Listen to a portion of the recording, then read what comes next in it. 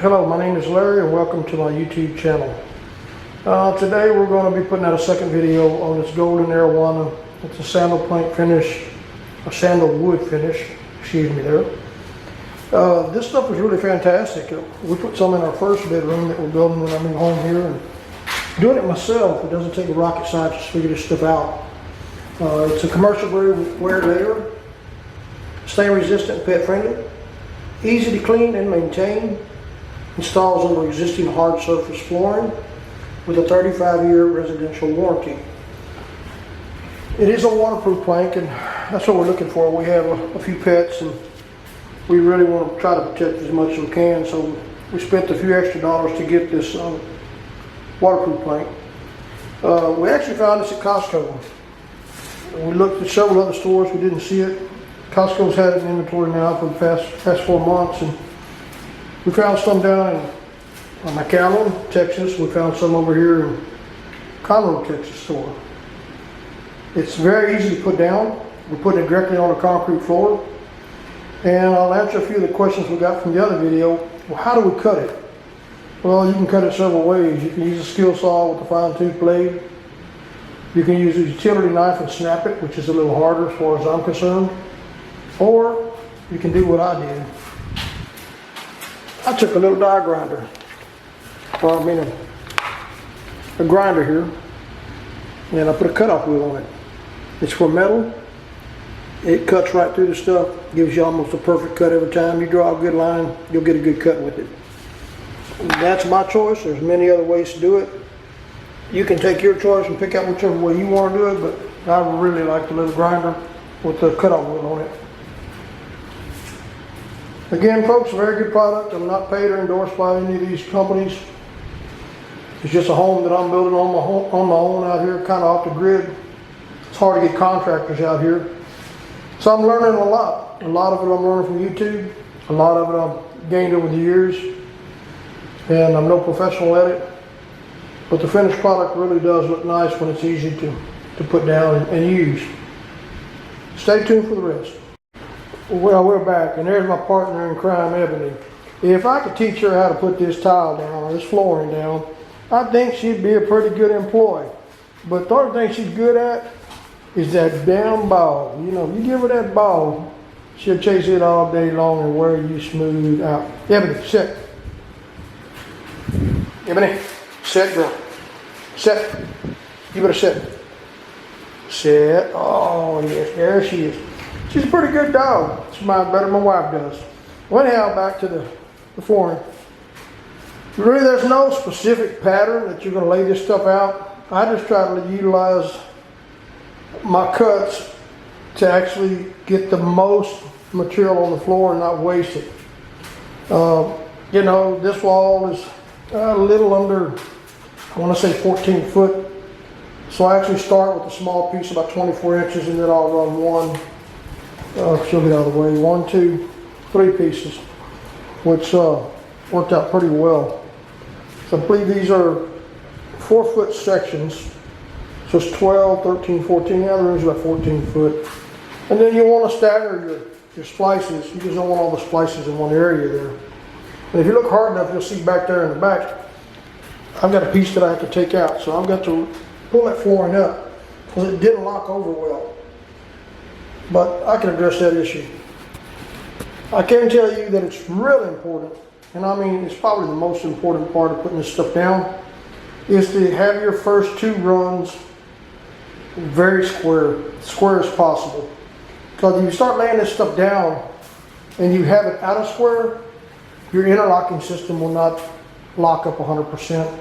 And then you'll find your other pieces are not going to go together as they should. You try to force them. There's tools out there that tap in blocks, and you'll pay $10, $15, $20 for these or more. I use a hammer and a piece of wood. If you're careful with that, you won't ruin the edges.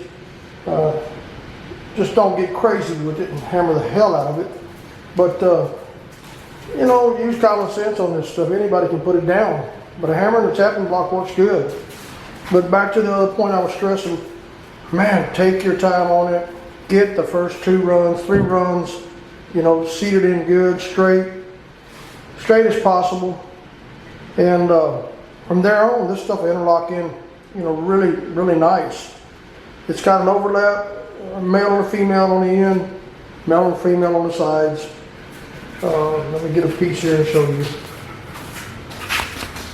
Let's see if I can zoom in here.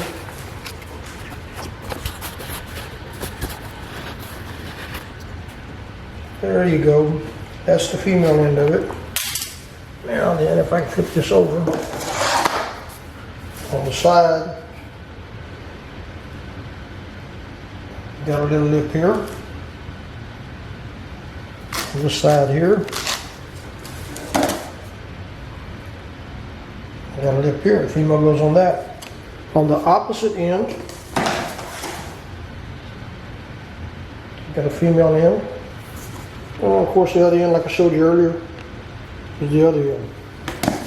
I'm pretty impressed with the way they designed and built this stuff, manufactured it. I've installed 6 or 8 different floors, and I really like working with this stuff over any other brand out there. I mean, Encore. There's a lot of different brands. You can go to the floor and decor store in Houston, Conroe, and find some really nice stuff. But this is the easiest for me to work with. Stay tuned, folks, and we'll show you how we're putting it down. Okay, guys, as stated in the earlier segment of the video, these 2 pieces here are actually end cuts off of the far right-hand wall if you're looking at the movie. So I'll utilize them and use them on this end, which will give me a little bit of offset stagger here. So no 2 joints will be the same. You see, these things are really pretty easy to put in. This piece is locked in place already. Now I'm going to come over here and just give y'all an example of how this stuff lays down.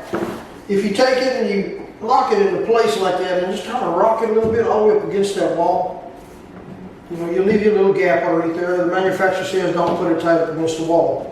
But you'll feel it kind of lock in place. Sometimes it'll actually pop. Lay it down like that, make sure it's all the way in.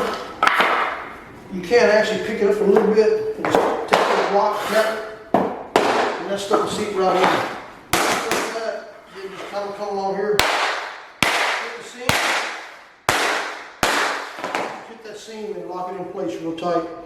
Like I said earlier, the locking system on this is superb. I really like it. Okay, we're going to do this little short piece here. Make sure the floor is clean. Just kind of lock it in place there, rock it up and down a little bit. Make sure it's snug up against the wall. If you scratch the wall, don't worry about it. You're going to have some molding go there, so that's not going to be an issue. Lock it in place, tap it.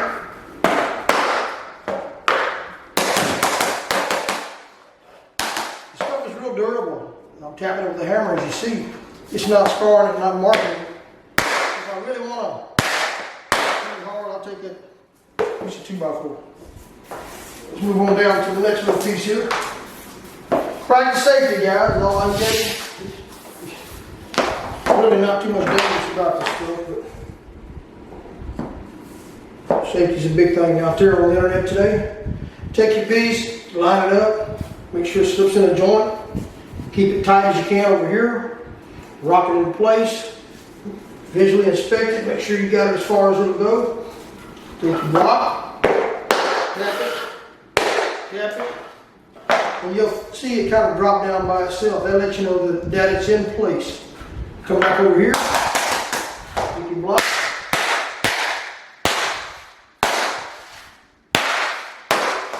Everything, you see it went down really nice, snug, it fit just perfect.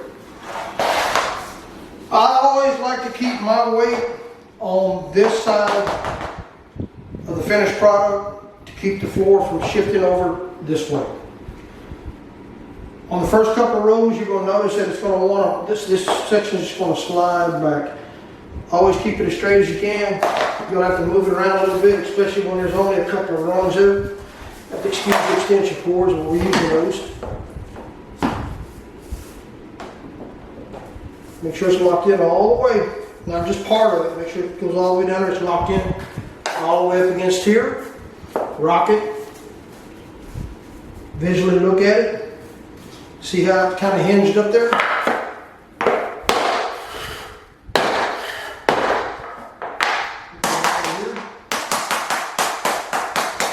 it down.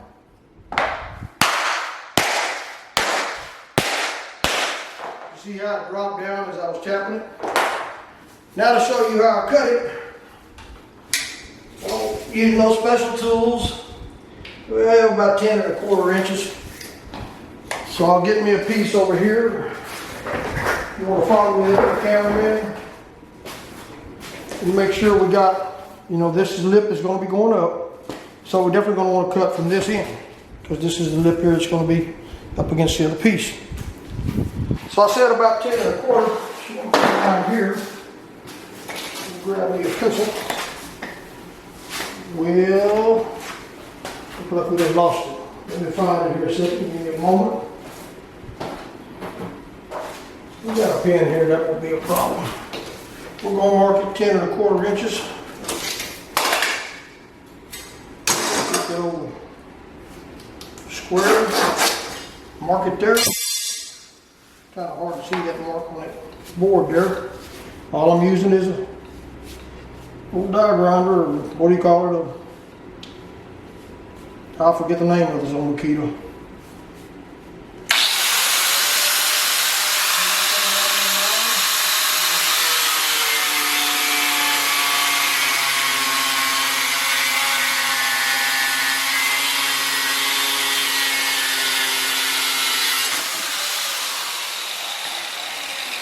We'll carry this back over there.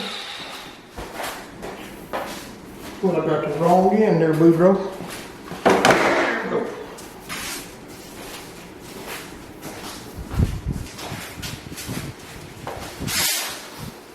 Lay that right in place there. As you see, I cut it a little too long. You won't be able to pick it up. So it's best to go back and trim that up, because you want to be able to pick that end up to lay it in there. So I need to cut about 1/4 inch of it off.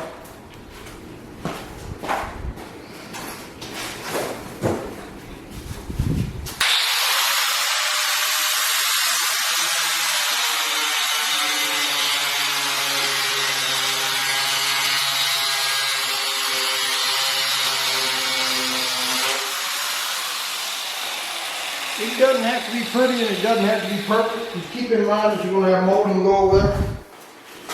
And they want some expansion on the joints. According to manufacturer specs, there you go, hinge it up there like that. Make sure it's snug in the internal alignment. Take your makeshift tapping block. Tap it down. Well guys, that's it. It's not very hard to put this stuff down. Just all I can tell you is that alignment is real critical on the first 2 or 3 runs. And once you got the alignment right on it, this stuff will actually kind of lay itself. As long as you keep all the joints tight, I think a 6-year-old could put this stuff down, and the finished product really, really looks nice. If we helped you in any form or fashion, which we may not have, but if we did, take the time, hit the like, subscribe button. We need all the help we can get out of YouTube. This is just a mom and pop channel. We're not one of these big corporate companies, but we hope that some of the stuff we passed on to you will help you in one form or fashion. Thanks for watching. Okay. The other video is my #1 producing video right now. Also, keep in mind that you see these last 2 pieces here, the little small one, it's about 8 inches or 10 inches, and the other one is about 24 or 30 inches long. Those are actually pieces that came off of the opposite end or to the right. So that's pieces that was cut off of these 2. And a lot of times, in most cases, not always, but if they're long enough or they fit into the pattern that you're trying to achieve, you can run right back over here and use those on this end.